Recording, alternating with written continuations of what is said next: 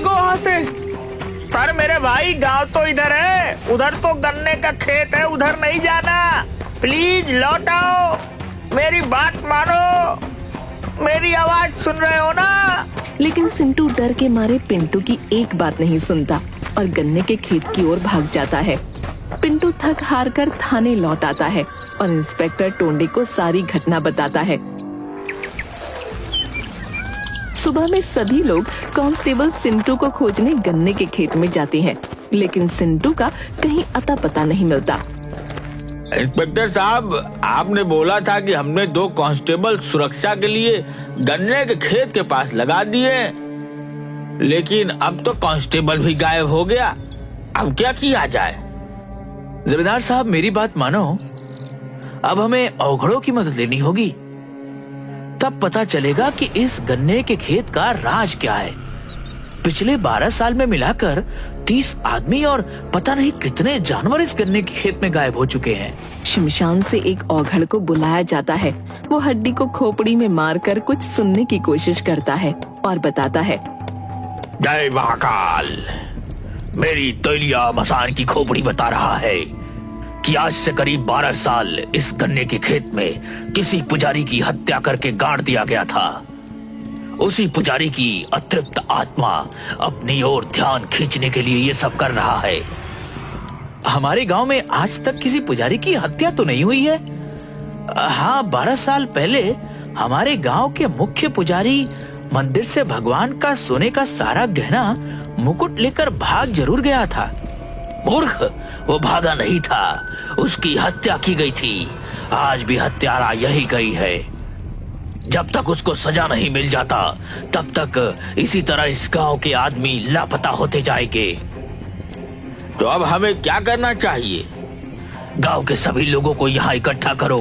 बीमार, गर्भवती महिला और छोटे बच्चे छोड़कर कोई भी अपने घर के अंदर नहीं होना चाहिए। जमींदार के आदेश पर गांव के सभी लोग वहाँ पर इकट्ठा हो जाते हैं। महाराज, सभी लोग आ गए हैं? नहीं, अभी भी एक आदमी नहीं आया है, वह बीमार भी नहीं है। सर, सेठ चित्तर पांडे सिर्फ नहीं आए हैं, उन्हें अभी किसी जरूरी मीटिंग में शहर निकलना है। हमारे गांव के सुरक्षा से बड़ा और कोई मीटिंग नहीं हो सकता है। दीवान जी और इंस्पेक्टर साहब, आप दोनों जाकर सेठ चित्तर पांडे को बुला कर लाइए। चित्तर पांडे आने में बहुत आनाकानी करता है, लेकिन इंस्पेक्टर साहब और दीवान जी के दबाव के कारण उसे औघड़ के पास आना ही पड़ता है। आइए पांडे जी, आप मेरे पास बैठिए। हाँ महाराज, अब आप अपना काम शुरू कीजिए। अभी ये तेलिया मसान की खोपड़ी हवा में उड़ते हुए उस आदमी के पास जाएगी और वहाँ ठहर जाएगी। 5 मिनट उस आदमी को अपना गुनाह कबूल करने का अवसर मिलेगा। उसके बाद तो ये खोपड़ी मेरी भी नहीं सुनेगा। इससे निकलने वाली आग से अपराधी का चेहरा भस्म हो जाएगा। जमींदार साहब, ये क्या ड्रामा कर रहा है? मुझे इस सब में विश्वास नहीं। मैं चलता हूँ, मंत्री जी के साथ मेरी बहुत इम्पोर्टेंट मीटिंग है शहर में।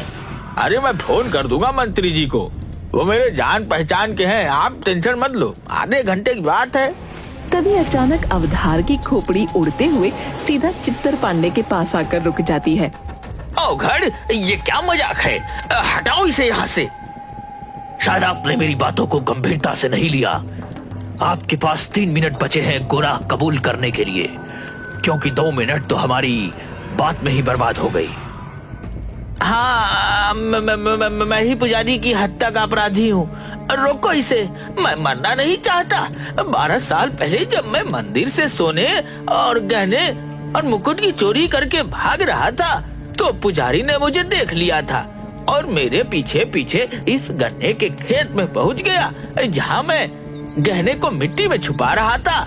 मैंने उससे विनती की, लेकिन वो नहीं माना, तो मैंने उसे गला दबाकर मार दिया और वहीं उसकी कब्र खोद दी। कुछ दिन बाद उन सोने के आभूषणों को बेचकर सेठ चित्तर पांडे बन गया। इंस्पेक्टर साहब, देख क्या रहे हैं, इस दुष्ट को हिरासत में लीजिए। कांस्टेबल पिंटू टोंडे का इशारा मिलते ही तुरंत सेठ चित्तर पांडे को पकड़कर हथकड़ी लगा देता है। तभी गन्ने के खेत में एक बवंडर उठता है और गांव वालों के सामने अघोर की अग्नि में पंडित की श्रापित आत्मा आ जाती है।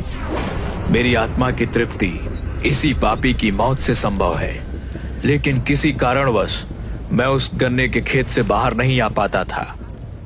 मुझे माफ कर दो पंडित जी, मुझे अपने किए का पछतावा है। तेरी वजह से मैंने इन बेकसूर गांव वालों को अपनी कैद में रखा हुआ है। तेरी मौत से इनकी मुक्ति संभव है। पुजारी जी, कोई और विकल्प दीजिए। किसी की मौत से आप संतुष्ट कैसे हो सकते हैं? चुप करो तुम सब। मेरी मौत को रहस्य बताकर शानो शौकत की जिंदगी जी रहा है, लेकिन अब नहीं। उसके बाद पुजारी की आत्मा अपने तेज तर्रार नाखूनों से चित्तर पांडे का गला पकड़ उसे हवा में लटका देती है और थोड़ी देर में ही उसको मार डालती है। इसके बाद आत्मा वहाँ से गायब हो जाती है। मुक्ति, मुक्ति।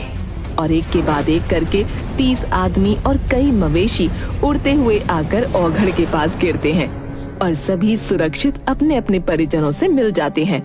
औघड़ के कहने पर उस गन्ने के खेत को जलाकर पुजारी जी की याद में एक बड़ा सा मंदिर बनवा दिया जाता है।